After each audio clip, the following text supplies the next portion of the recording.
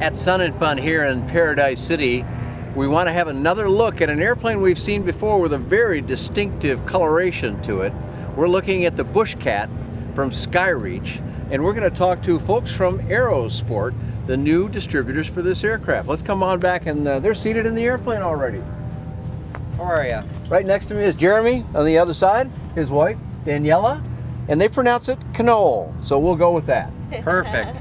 A year ago, or about a year ago, at Oshkosh, we met, and at that time you were still working with the folks from Midwest Sport Aviation. Correct. They decided to carry on with some other pursuits, and I understand there's been a big change. Jeremy, tell me what that means. The big change has been that basically we took over the distributorship for the U.S., working with SkyReach. So now that we're here, we're going to be out there really pushing the market, and hopefully you'll start seeing a lot more Bush Cats out flying. Beside it being an interesting design from a number of ways, the fold-down armrest with a throttle built in the end of it, and various other neat features about the airplane, your main attribute may be your remarkably low price and other things. But get us into ballpark so people really appreciate what kind of value you've got here. Well, you can get this aircraft right here, completely built, certified for you for $64,000 with a Rotex 912S in it. That's your top end number. You can go as low as $49,000 to start. So you can kind of build it for where you want. You know, if you want So to go less than 100 50 up into the 60s, and that's ready to fly with all the stuff that you'd want in a light aircraft. But a fully built airplane is not the only option available, I'm told. What else you got, Daniela? We've got a kit option as well, so you're welcome to build your own aircraft as an experimental, home built. We have full support on that. We're able to offer a build assist program as well.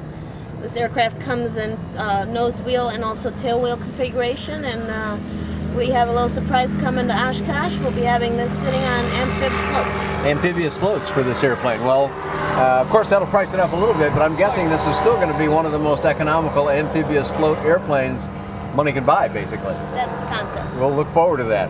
But let's review a little bit there. I've not seen this airplane in tail dragger, because I've seen this particular airplane and its predecessors, the Cheetah, only on tri-gear. What's different about it when you have it as a tail dragger, Daniela? You can do that question for us, please. Pretty simple. We're still going to be utilizing the Grove landing gear. It's moved up a little, about a foot. Jeremy can show you where. Okay, Jeremy's showing you about where. The back ventral. So still it'll be an easy entry around that then. Yeah, you could use the tire more for climbing. Yeah, out. actually it'll be easier entry than ever. And it'll be there, and then there'll be a support rod that actually goes from here. Ah, I see. Okay, to give it the additional bracing then. Okay. The ventral dorsal fin that we have on the back of the tail will disappear, and the tail wheel will attach to that. It's a fairly large tail wheel. It's an inflatable tail wheel. Oh, an inflatable tail wheel. Okay. And full castering, or how are you going to do that part? How are you going to steer the airplane around? It will be done. It will be hooked up to the rudder. Okay. But there will be a brake point, so it will caster too. So. Okay, and will you use toe brakes then? Because I believe you're using hand brakes right now in the tri-gear Bush Cat. It will have toe brakes. Okay, great. Right now we're using brakes, and I think you told me, Daniela, but Jeremy, answer us. What's different about the brake system? This one we went with hydraulic Black Max brakes. Okay. You were mechanical before, I recall? Correct. They were mechanical before, and it's just a huge difference. Everybody was asking for them, and we decided to, hey, we got to listen to what the people want. So I did a flight report day, and that's the only reason they got changed.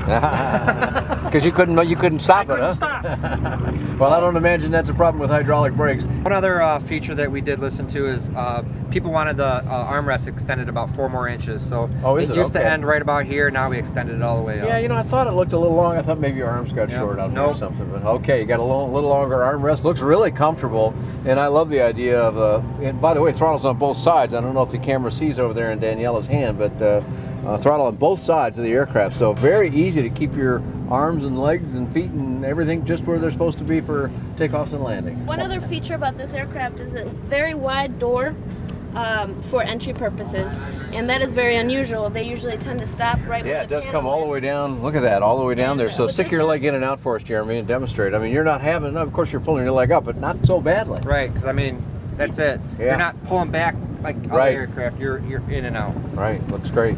How long does it take to build one of these from kits? The kit time build is 200 to 250 hours only. Pretty low. Yes. Is there any special tooling or knowledge that I'm going to need to do that? No, 80% is nuts and bolts. There's no drilling, no welding. It's a little bit of riveting and some lacing, but the fabric comes pre-stitched. It's a slide-on. If you have any sort of mechanical experience, you could possibly, finish it in less than $200. There's no special tools required. And what about performance when you get this up and running with the 912? This aircraft is a great performer. It cruises at 105 miles an hour. It has a crosswind component of 32 miles an hour, which is very impressive. Yeah, that is. That's a very high number for a light aircraft. So that speaks to its control authority with the ailerons then. Absolutely. Primarily. It stalls at 40 with no flaps, 35 with flaps. And how much flaps do you have? In fact, you've got the handle right there in front of you. Why don't you go to full neutral for us? Full neutral. And so there's the control mechanism, and you can see the detent positions up there. Now, if you'll drop them, I'll move out of the way here. We'll drop it down to 17 degrees. Okay, there's notch 1, 17 degrees. Now you got 26 degrees. Notch 2, 26 degrees. So, and they're nice large flaps. By the way, while we're back here, this surface that we're talking about that slides on and is laced, this is not open fabric. This is usually referred to as a Dacron sailcloth with various other add-ons to it, like a tri-lam feature, other material. It really is very, very durable. Does not need paint, so you save a lot of weight with that. Now you got some decoration on here, but I'm guessing that doesn't add all that much, but you don't have to paint these things. Correct. That's a big deal for builders. I'll move in front of the camera again here and get back in position, but 200 hours or 250 hours even, that's a remarkably low build time. So you're going to offer, now is that experimental amateur built to do that? Do you offer an E.A.A kit as well? We do. Okay, so that's another variation then, which then you could have somebody fully build it for you if you choose.